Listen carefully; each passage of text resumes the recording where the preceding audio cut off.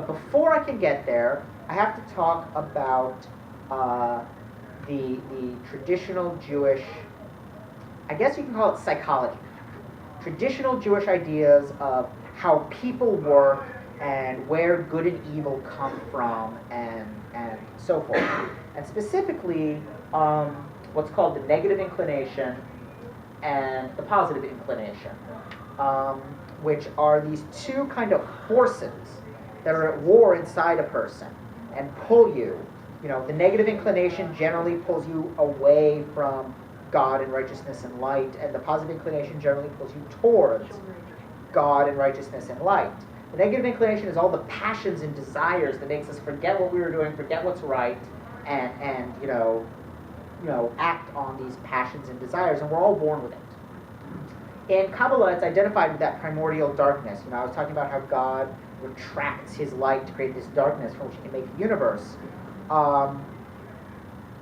That's also how the human soul works. It's a trickle of divine light in a field of darkness. And that darkness is the negative inclination. Whereas you must learn the positive, whereas you're born with that, you must learn the positive inclination. You learn it from your parents, you learn it from your teachers, you learn it from, religious leaders, you learn it from life experiences, and slowly absorb that. The thing is, the negative inclination is not actually evil.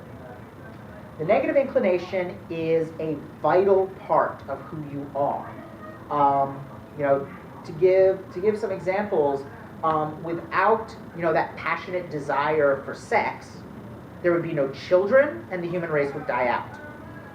And there would be no families, and there would be no love. Without wrath, without getting just really angry, there would be no anger at injustice, and there would be no justice.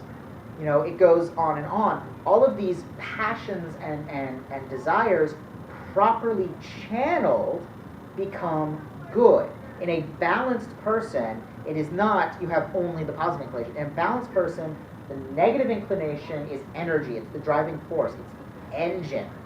Positive inclination restrains and guides. It's the brakes and the steering wheel.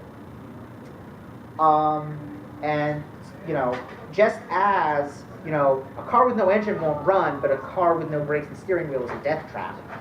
It's the same thing with a human being. A human being who lacked the negative inclination would be incapable of changing, of growing, of living, of doing anything, while a human who lacks the positive inclination is a sociopathic monster. If any of this sounds familiar to you from other psychology, this idea was a major influence on Freud. The negative inclination and the positive inclination are basically in the superego. So come circling back around to NGE. I'm sorry, not to NGE, to FMA. Father attempts to shed the negative inclination. That's why he creates all these homunculi. He sees that he is this being of darkness. He wants to possess the light.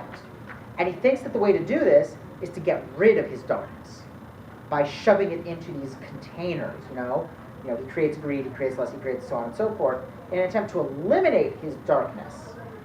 All of the homunculi represent these parts of Father. He's envious of humans' light.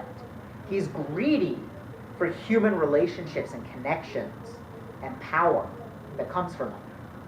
Excuse me, sorry. He's hungry to bring something into himself, to absorb it into himself, because he craves, what humans have. He wants to absorb that into himself. Lust is his bloodlust. His desire for revenge. Wrath is his more cold, calculating anger. Pride is his elevation of, on and on and on. You can go through all of them. And this is why I think what Father actually is a piece of that primordial darkness. God retracted himself, he trickled light in to create the world, but that primordial darkness, some of that was still out there. And I think when they tried to create that first homunculus, basically they were trying to create a person without that divine soul light in the process, And so what they got was just the darkness. They got this primordial darkness. But if you remember, in that creation myth, at the beginning, God's light permeated the whole universe. There was no darkness. So the darkness misses the light. The darkness knows something was taken from it. It wants it back. So Father wants to eat God. Father wants to take back the light that was once part of Father. But he goes about it all wrong. In a real in a human, the way you get back that light is by learning the positive inclination. It's by practicing morality. Following. Going to in Judaism, it's following the law. It's performing the mitzvot. It's all that kind of stuff. And by doing that, you tame your negative inclination and can use it as an engine to bring you closer to God. Father can't do that because he's eliminated his negative inclination, and that makes him stuck.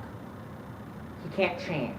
He can't grow. All he can do is try to pull God down and absorb him, and it can't work. So that's how we get, that's kind of my interpretation of Father in this more Jewish light. So we've been talking a little bit about Jewish psychology, this concept of right and wrong. Very important concept in Jewish ethics is the concept of tikkun olam, which translates approximately to heal the world.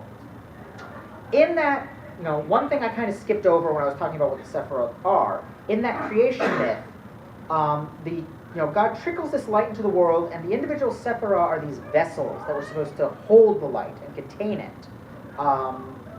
And when God poured his light in, it was too powerful and it shattered them. And those individual shards are human souls. They're the divine spark in everyone and everything. But that was actually an intentional act, because a universe that was created exactly the way it was supposed to be from the start would be a static, boring universe. A universe that's intentionally broken is a universe with a plot. If you think about it, every good story starts with something's wrong. And then there's an arc that comes out of that. You start with, angels are attacking the city. You start with, it doesn't matter what it is, any story. It doesn't matter if it's, even Azumanga starts with, each of those little segments starts with something wrong and then they're dealing with it, Any story will start with, here's the status quo is broken. Either we restore it, or we find a way to move on, or we fail and it's a real downer ending. And it's the same thing for the universe as a whole. It had to be broken at the beginning so that there could be evolution, there could be growth. And the plot of history is to restore the world. And there's examples of this idea in a couple of anime. In NGE, that's basically what the plot is. There's all these shards in human souls. They were broken apart. It was all supposed to be one, but it was shattered. And if we bring it all back together and restore that, I'm not going to go all the way back to that slide, but restore that Sephirotic diagram, we can bring everything back into unity and restore the world to its original state that it was supposed to be. NGE is kind of cool in that it recognizes that this creates a static and boring universe. So ultimately, yeah, we do all that and we create this eternal, perfect Ava 1 that will remain unchanging forever. And we also hit the reset button and start over with Adam and Eve on Earth, so that we can have another story. Slayers gives us the same thing. The world is broken on purpose. In Slayers, in Slayers Try, near the end, we have the revelation that this eternal war between good and evil is intentional on the part of the creator deity. The same creator deity actually created both good and evil to fight each other because it'd be boring otherwise. And the creator of the Slayers universe wants to be entertained. And Lena has this beautiful speech about how that's exactly the way it should be. They don't want a perfect static world where nothing ever changes. They want their memories of growing. They want to get there by their own efforts so that they can be proud of that and look back on where they came from. instead of being perfect from the start.